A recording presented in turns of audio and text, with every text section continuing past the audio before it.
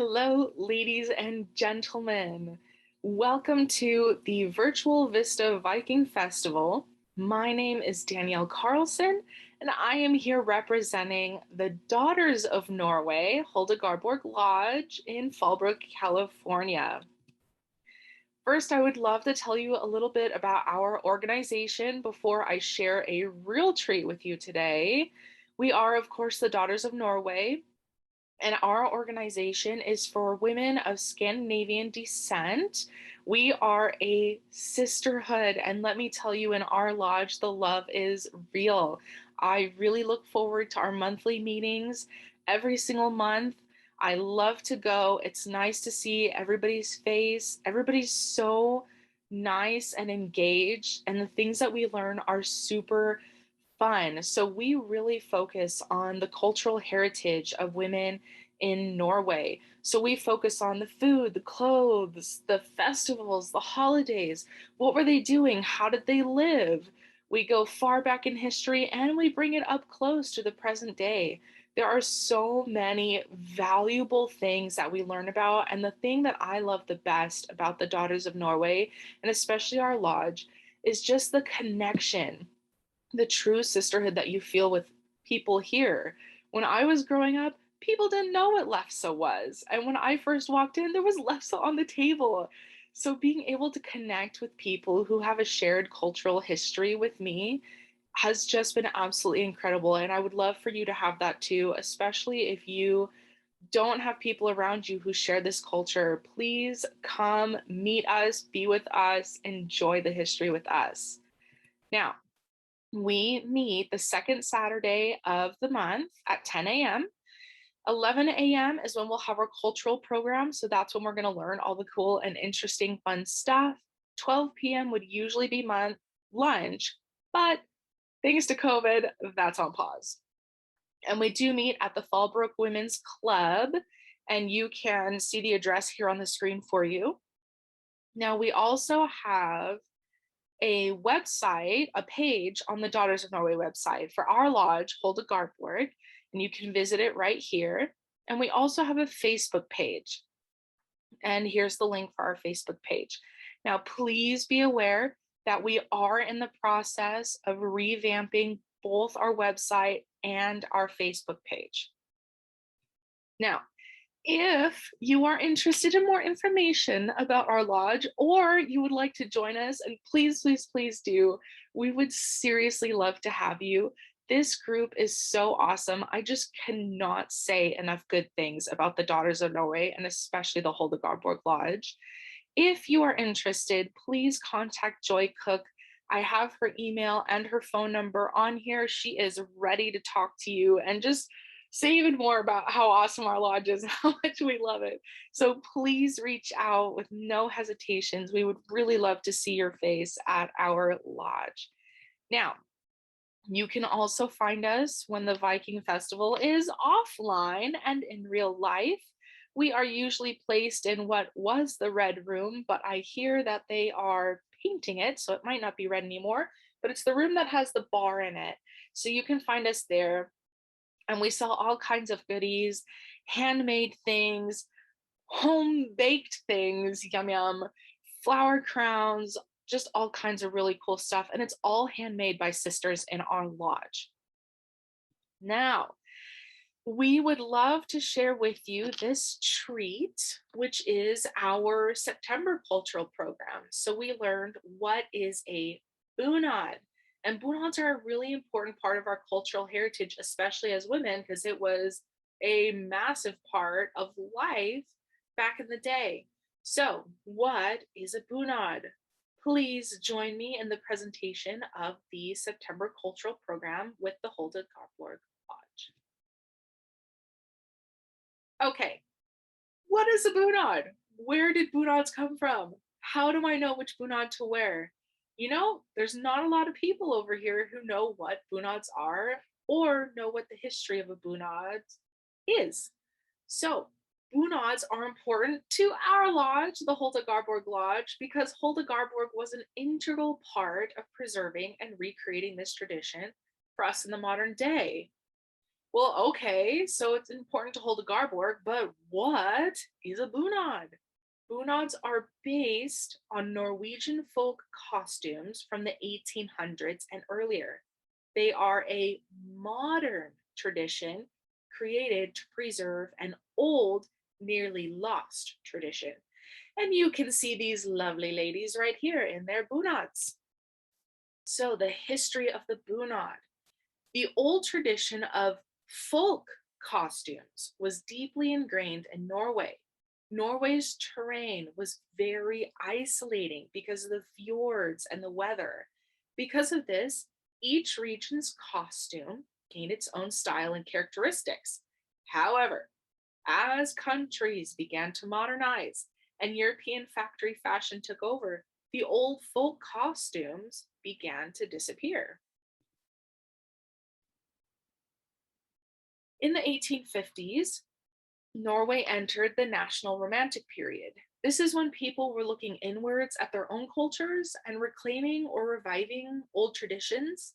However, after World War II, it kicked into high gear for Norway. So, after finally gaining independence from Sweden and then being occupied by Nazi Germany, Norwegians wanted to reinforce a shared national identity. They began to revive as many of the old folk traditions as they could, from arts and dances to food and clothing to furniture and architecture. Peasant culture also became viewed as valuable and uniquely Norwegian. So, as you can see in this artwork here, it was romanticized. Now, the old folk costumes, which you saw in the previous photos, which used to be viewed as ugly and unrefined because of the factory fashion, these returned to being a beautiful and unique expression of the national Norwegian spirit. Hulda Garborg is important to us as a lodge, not just because our lodge is named after her, but also because she almost single handedly kept the tradition of folk dresses alive for us today. In the 20th century, the true revival of the bunad began. At the time, Hulda Garborg was working on reviving old folk dances, but her dances were wearing simplified versions of the old Hardanger folk costume. And she wanted her dancers to have folk costumes from various regions across Norway. So, to achieve this, she started a trend that's now our new modern tradition of bunads. In fact, she actually coined the term bunad to represent these modern costumes, and she went on a journey to revise and renew bunads across the country. She had a hand in designing many of the bunads that we wear today. So, old folk costume versus bunad. What's the difference? So, the old folk costumes are the old traditional dresses that people used to wear from the 1800s all the way back to medieval times. But as that factory fashion took over, they started disappearing, right? So now Hulda Garborg comes in and she says, wait, wait, wait, we don't want to lose this. Let's restart that again, but in a modern way. So now the bunads are the national costumes from the 1800s up to the present. So that's the difference between the old folk costume and the new bunads. Old folk costumes are 1800s and past. Bunads are our new modern dress that we still wear today. Now, around 1900, the Hardanger bunad became the official national costume. It was so popular and so beautiful that basically the whole nation just adopted it and said, yes, this will represent us. And it became so famous that it was given as a gift to different royalty through the late 1800s and the 1900s. Now, what you see here in this picture with Princess Maud is the Hardanger bunad. But the Hallingdal bunad, which was revised by Hulda Garborg, also became popular as a national costume. However, it never reached the level of popularity that the Hardanger bunad reached. Now, when it came to the creation of bunads, one region may have had many different styles of old folk costumes, because even within regions, people could be isolated from each other. So, Hulda Garborg said that the bunad should then be reconstructed according to the old local costume tradition. Now, there has been a great effort to get as close to the old traditional designs as possible, though unfortunately, some designs for the old folk costumes have been lost to history. In this case, she says that bunads can be designed from local art or a small item that is recovered. So maybe they find a hat or a shawl or a glove in a chest that hasn't been opened for 100 years. Then we can use whatever designs, colors, materials, embroidery that we find to inspire the new bunad for this area. Now, because of this, people are identifiable as to where they come from based on their bunads. Now, today there are two costume trends. The main trend goes towards reviving existing bunads so that they come closer to the original old folk costume, or new costumes for an area are constructed based on a great deal of research and new source material. So, for example, there is a bunad that has been reconstructed and designed based off of an old glove that was found and the embroidery on that glove. The second trend is known as festdrakt, or the festival dress. Now, not everything that looks like a bunad is an official bunad. So here we have two ladies that are in their festival dresses. So let's look. It's not an official costume and it doesn't have rules. There's no official design and it's usually made by the woman herself. It does not belong to any region, but its design can be inspired by a region. So let's contrast that against the bunad. Now, this is an official folk costume of Norway. It has strict rules for design and materials, and it is a regional costume with varying designs within a region. So this is our lovely sister at the Hulda Garborg Lodge. Her name is Jody Wernerstrom, and she owns both festival dresses and a bunad, which she actually recently acquired, and we were so excited about that. Super fun. So I wanted to put these pictures up so that you can see the difference in what the festival dresses and the bunads can look like on one person. Now, how many bunads are there? That's an excellent question. In the 1920s, an increasing amount of people wanted to own a bunad from their local area. They wanted a bunad to represent where they come from.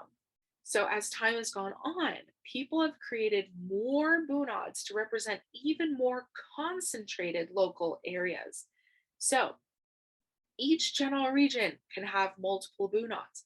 Each bunad can have different variations. Regions of bunads can be just one district, or it can encompass an entire portion of Norway. And there are over 400 bunad styles in use today. So how many bunads are there? Tons. Now, there are 5 different categories of bunads, and I don't really have the time to read every single one. So basically, it ranges from the top being bunads that represent an unbroken folk costume tradition, like the Hallingdal and the Hardanger bunads. So these bunads, the people, regardless of the European factory fashion, never stopped wearing their bunads. So the old folk costume kind of just morphed with a little bit of revision into the modern bunad that we have today. And then it goes all the way down to bunads that are basically totally free compositions based on totally nothing. These people just wanted a bunad to represent their specific area. And that's like the Oslo and the Bergen bunad. These are 2 of the most recent bunads because they were made out of thin air to create or to represent cities instead of whole regions. Now, because bunads are a serious tradition, there can be many unwritten rules about wearing a particular bunad and its accessories. In the past, unwritten rules dictated not only the way different pieces of old folk costumes were made, but also for what occasion they could be used. We have rules like this for our modern bunads as well.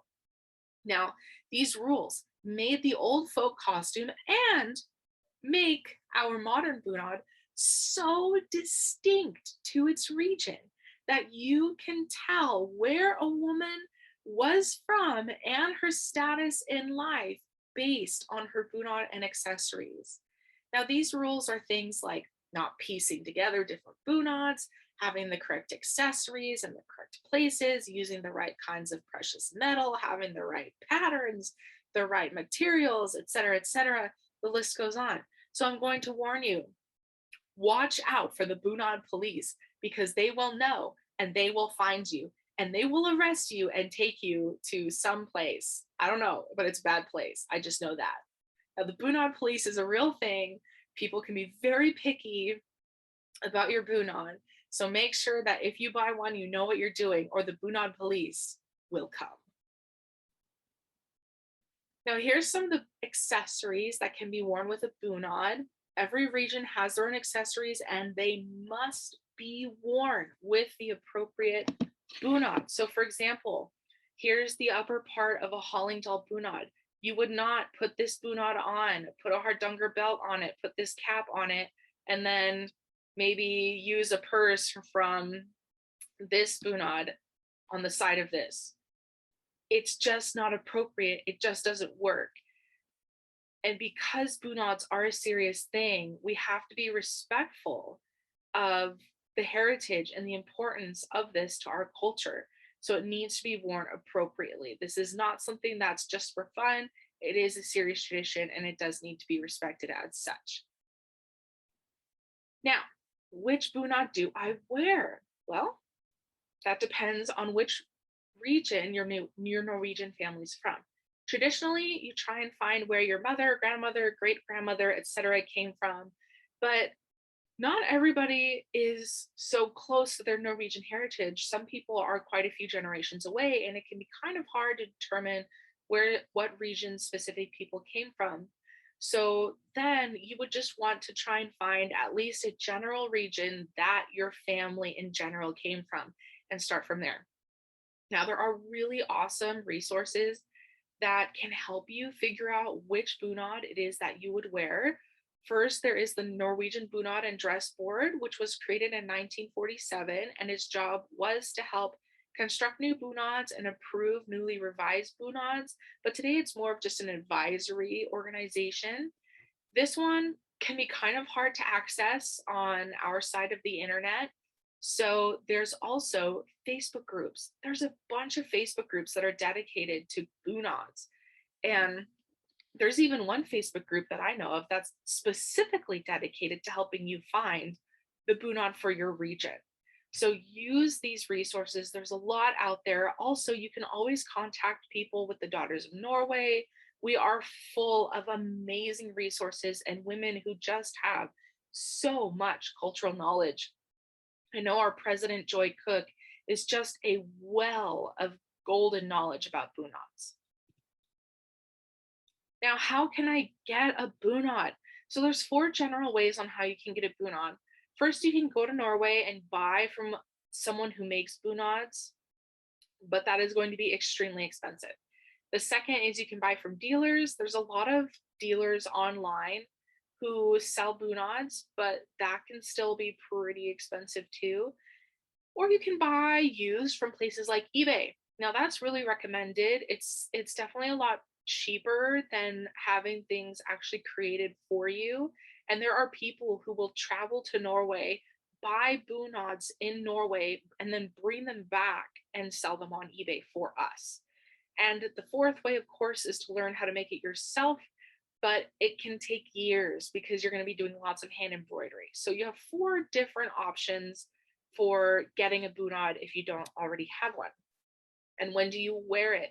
So in Norway, people wear bunads for all kinds of occasions. holidays, weddings, galas, baptisms, confirmations, anniversaries, church, funeral, Mai, just everything.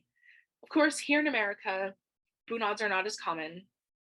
So you have to use a little bit more discernment on when you're going to wear your bunad. But I would say your discernment's going to tell you pretty well. So you're not going to show up to a random person's wedding in a bunad, right? Because in America, we don't want to take away from the bride. However, if it's a Scandinavian wedding and you've been asked to wear it, or people know that this is a general thing that's going to happen, go in your bunad.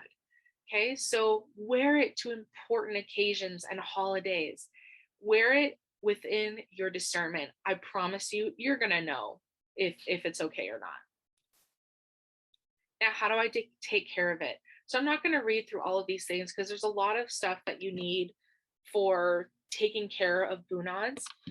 But I'm going to say this.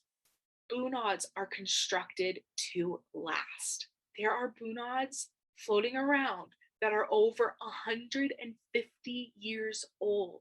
So if or when you buy a bunad, please, please take care of it. Know how to take care of it. Every single bunad in existence is precious. Each one is precious to our cultural history. They're so important. And if you take really good care of it, this is something that your great granddaughter could be wearing in the future. How amazing is that? So now you know a little bit about bunads. We couldn't go super deep. We just hit it shallow. But one thing that I would love to share with you is that the Daughters of Norway has a convention every other year. And at the convention, the biggest highlight that everybody looks forward to is the bunad fashion show.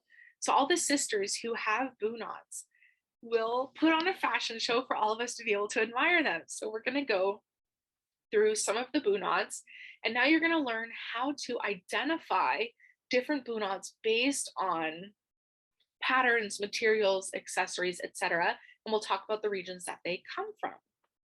So first, we're going to talk about the festival dresses. The first women who went were wearing their festival dress, and we did learn some about it. So here's some proud sisters wearing their festival dresses. And of course, it usually has the skirt and a vest, and then a white long sleeve blouse and an apron. Now we'll move on to Nordland. So this one is so beautiful with all of its different colors. The embroidery focuses on red water lilies. The skirt and the bodice are made of woolen, green, and blue broadcloth. The apron and the shawl are checkered with hand or machine woven cotton. So you can see all of this embroidery here is generally hand embroidered. And here, of course, this picture is from the actual fashion show. There was a woman who had a Nordland bunad. And this picture is Linda Hoffman, who is a sister with us. Now, we continue within the Nordland region here with a bunad from the Lofoten Islands. I thought that this bunad was so interesting. So the embroidered flowers were designed by an artist called Edvarda Lia, and the bunad itself was designed in 1948. So the Lofoten Islands are in this area up here. And this woman, her name is Ellen Hines, and she's actually a former Grand Lodge president for the Daughters of Norway. And the Grand Lodge is basically the leading board for the whole organization. And notice how this bunad has a small red hem at the bottom and then these flaps at the back. And she is lucky enough to actually have a silver clasp for her purse. Now, our next region is, I'm sorry, I'm going to say all these the American way so that I don't butcher and offend our Norwegian speaking friends. So, Trondelag, which is this region down here. And like I said, many regions have multiple bunads. So here's two of the different bunads that you can get from this region. You have the Nord-Trondelag, so north, and the Sur-Trondelag, which is south. They're both influenced with the Rococo. They both have wool embroidery, which was really important to Hulda Garborg. Now here we have 7 colors in the Tree of Life pattern, very colorful down here. And the Nord-Trondelag has a dark blue skirt. Over here, the Sur-Trondelag is kind of special because each color represents something different. So let's look. We have 2 ladies. Here we have a blue and a green Sur-Trondelag, and blue means that your family made a living from the sea, and green means the family made a living from the farm, which I think is so interesting. That's how specific these bunads get, that you can literally tell almost everything about a family based on these clothing that they wear. And then of course, here we have the Nord-Trondelag with just this absolutely gorgeous embroidery at the bottom here. And this was based on a wedding dress from 1753. Our next region is Møre og Romsdal. You can laugh, I'm laughing too. So first we've got the Nordmøre bunad. The apron is long, it's checkered, and cotton. Now, it's got red, brown, and green. This is a very identifiable bunad based on its apron alone. And then the bodice is usually a bright red, and notice how she has a silver belt right here. And then of course the blouses in Nordmøre are famous for white work. So it's the white embroidery that you can't see on such a small picture. Now, the Sunnmøre, this is a hugely popular bunad, and there are so many variations. It is bright, it is colorful, and it's really gorgeous to see it in person. So this has embroidery in many colors, mainly blue, pink, red, and white. And then it has small white drops of light placed at the end of each leaf. And then it uses lily and tree of life patterns. So first we'll go to Nordmøre. Here's a woman at the Daughters of Norway fashion show. And of course she has the silver belt too. Now, what's interesting about this bunad is that the original bunad was designed in the 1920s, but it was destroyed in a fire in World War II. So they had to redesign the bunad, which was redesigned in the 1970s. Then, of course, we move on to the Sunnmøre bunad. Now, there are over 10 different types of Sunnmøre bunads, and the patterns and colors vary in the embroidery. And it'll tell you, the embroidery tells you which area or place or style this bunad is. So, for example, she has what's known as the Oslo Sunnmøre bunad, which was developed in people in Oslo who were originally from Sunnmøre. And so their embroidery varies in the fact that they have more heart-shaped roses here and down here than others.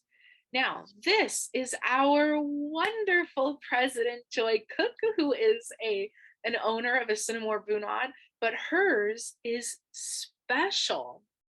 It's the Orskog bunad, or in English, the Crown Princess Marta bunad. So what's special about this bunad? Unfortunately, you can't really see it very well in these photos, but all of the embroidery is lined with this golden thread. And that's what the Crown Princess Marta had, was her Sunnmøre bunad, was each piece of embroidery was surrounded with this beautiful golden thread. So that makes Joy's bunad kind of extra special because it is the royal bunad.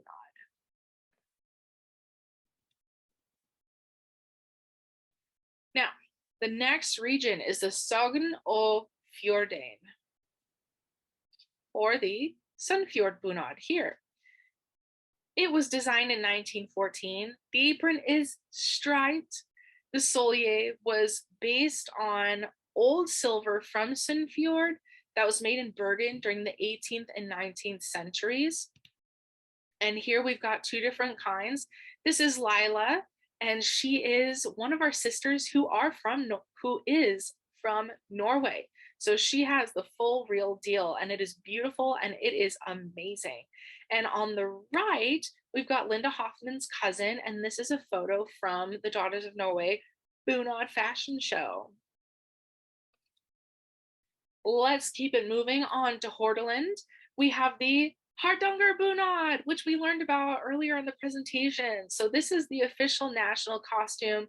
It's the most famous, it's the most popular, and boy, do they just add so many accessories. It's just gorgeous. So it has a red vest with a beaded or woolen insert in the front. That's this part right here. It's long sleeved white blouse. And then the apron here has Hardanger embroidery, which is really special. And let me tell you, it is really hard to do. Now, there are many variations within the Hardanger bunads. Now, one thing that's really cool about these inserts that go in the front is each one can be different. So Norwegian Museum exhibited a display that had over 1,000 different types of inserts. So this you can really make your own.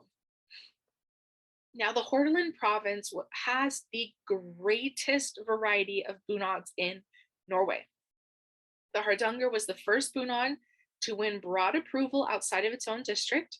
And of course, as we learned, it was so popular that it became the national costume for all of Norway.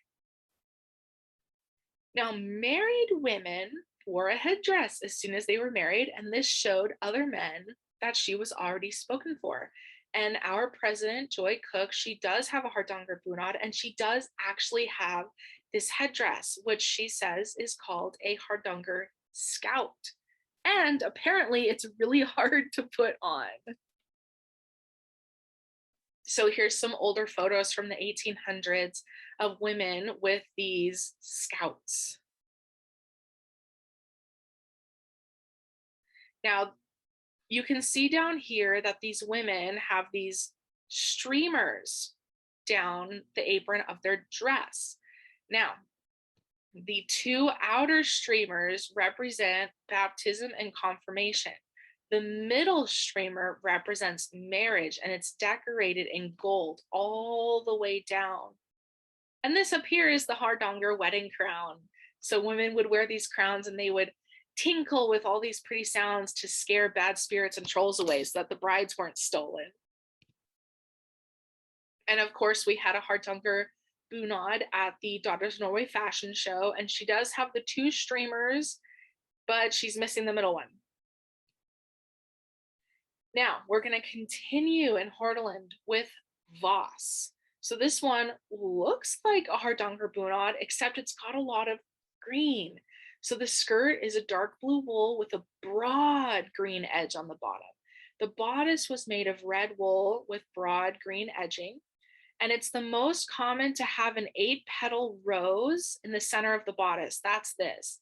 So a lot of people will recognize this pattern because it's really popular in America when it comes to clothing like sweaters to have a pattern like this. So now you know it's the Norwegian rose. And of course, the back of the vest was cut very wide at the arms, which you can see here on this photo. This again is the Daughters of Norway fashion show for bunads. And look at how wide the arms are here, the way that they're cut. And of course, she has the Norwegian rose right there.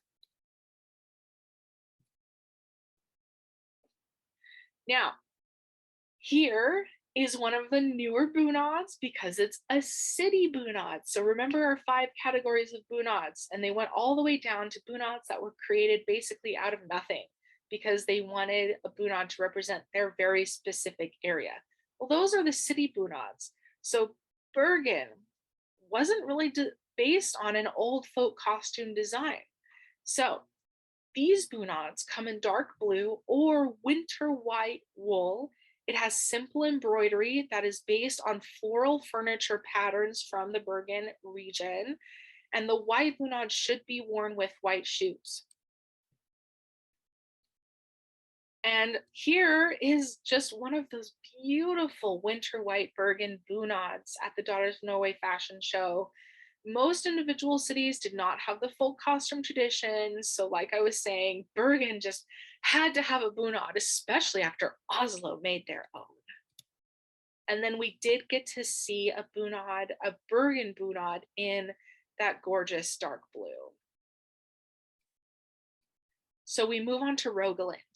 Now, Rogaland can come with a lot of variations with a lot of different colors. So here's some examples of the different colors that you can see. Now, with Rogaland, it's so beautiful because the apron, the purse, the cap, and the shawl are heavily embroidered. And then the shawl itself is fringed.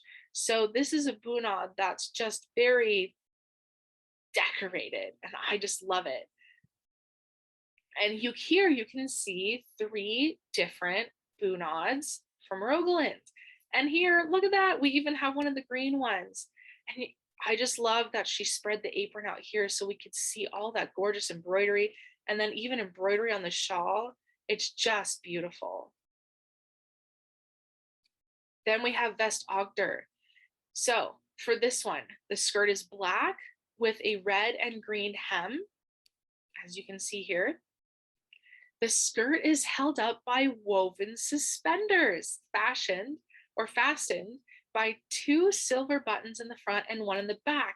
And you can't see it on this lady's bunad, but in the fashion show, our Miss Jody Winterstrom, we're able to see the suspenders. Now, this bunad was designed in the early 1900s. It was based on a costume from between 1830 to 1870. And the apron choices for this bunad include embroidered wool, white linen, or woolen silk in red and green damask. So you can choose variations within this bunad. Now, just one of the most gorgeous and decorated bunads in existence are the bunads from Telemark. So we have Best Telemark and Oust Telemark, west and east. Now, the embroidery is very bright wool with red shades being dominant. The embroidery itself is called rosework. And these costumes are based on a 150-year-old piece.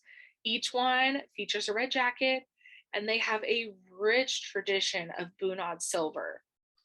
And just look at this embroidery. It is so beautiful. And one of the ways that you can tell the difference between the 2 Telemark bunads is the jacket. So the Oust Telemark has a jacket that has a closing like this, and the Oust Telemark has this particular band. So here we have our wonderful sister, Astrid Fischer, who's also an absolutely amazing rose mauling artist. And then this woman was featured at the Bunad fashion show at our convention. Then we move on to Buskerud. So this features a skirt and a bodice that can be made of black or green wool. So you can do either one. The embroidery is in yellow and gold tones with touches of red and green. And then the bodice and the edge of the skirt has a very narrow red edging, which you can see down here in both of the photos. And here at the Bunad fashion show, we had 2 different Buskerud bunads, which I find to be identifiable for me just based on the shape of the embroidery that's on the bodice here. This usually tells me that it's most likely a Buskerud bunad, especially when then it just has the hem and then kind of a more circular embroidery on the back of the bodice. Now, within Buskerud, which is the name of the general region, but also the name of that bunad, we have the Hallingdal bunad, which, if you remember, the Hallingdal bunad was the other national costume that gained a lot of popularity, but of course never became as popular as the Hardanger bunad. So the largest difference between the upper Hallingdal Valley and the lower Hallingdal Valley are the aprons. So for the lower Hallingdal bunad, the apron features a floral pattern, whereas for the upper Hallingdal bunad, you have either a black, just straight black, checkered, or in this picture, if you look really close, you can tell that she has a damask fabric here.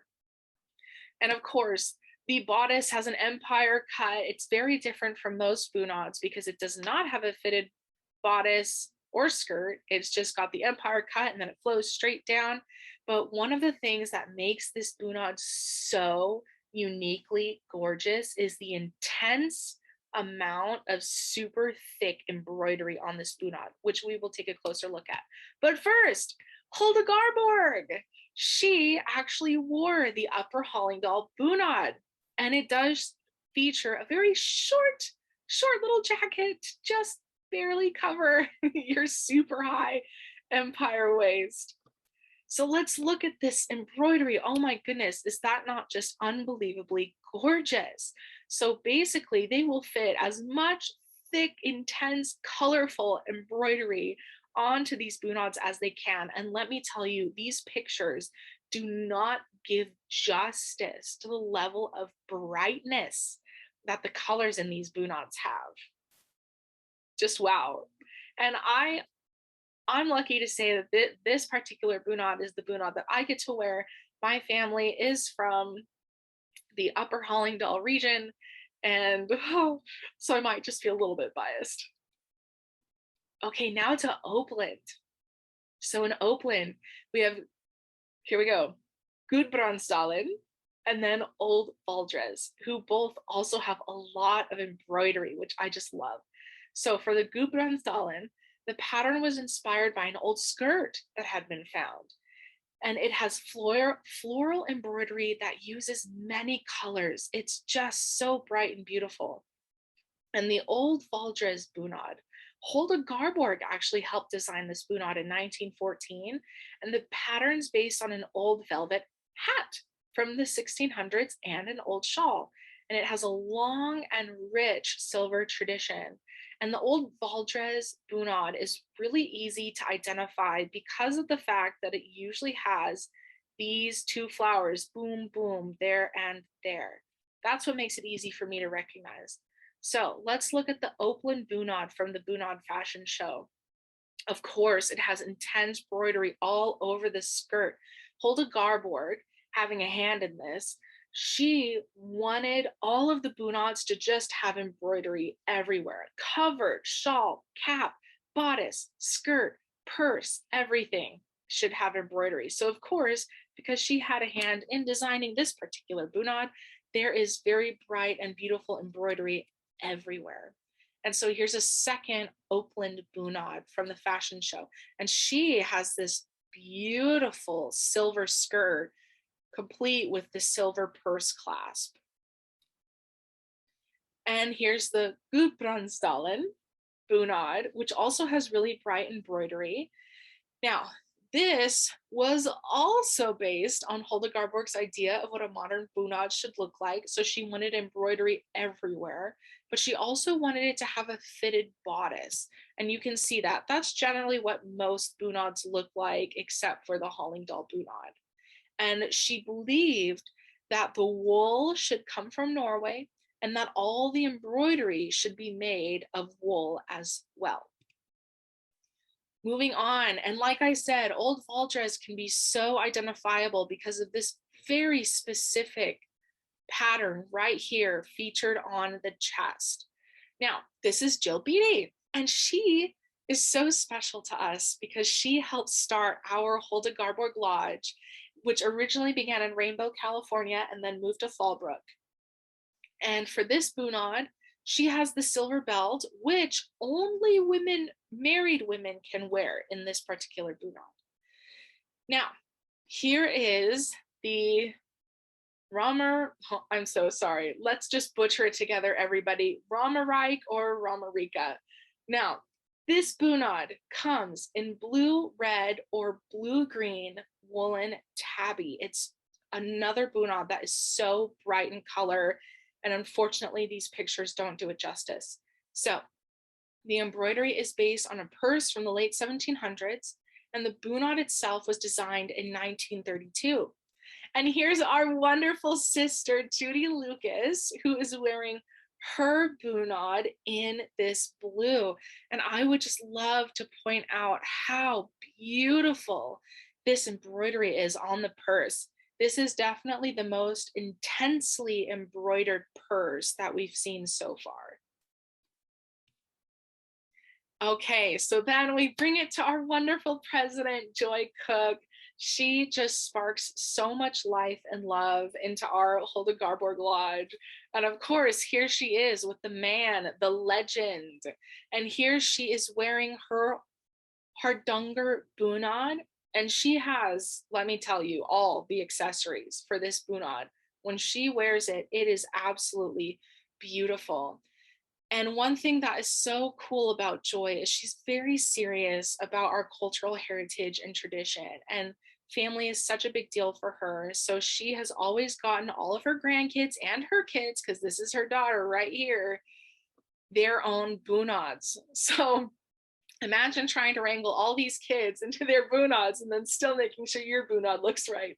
So this picture is something that is so prized because of the fact that it shows the generational love and cultural heritage that us at the Daughters of Norway try to embrace every single day in our life, and especially in our sisterhood together when we come to our meetings once a month. All right, ladies and gentlemen. Well, thank you so much for sticking around with me during this presentation. I know it was a long one, but trust me, this was really, really shaved down.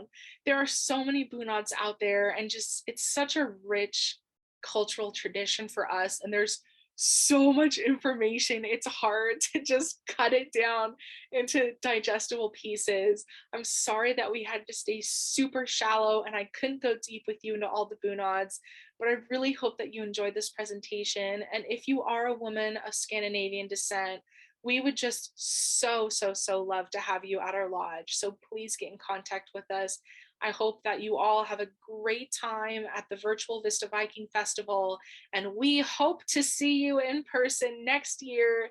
Buy some of our cookies. You will not regret it. Thank you.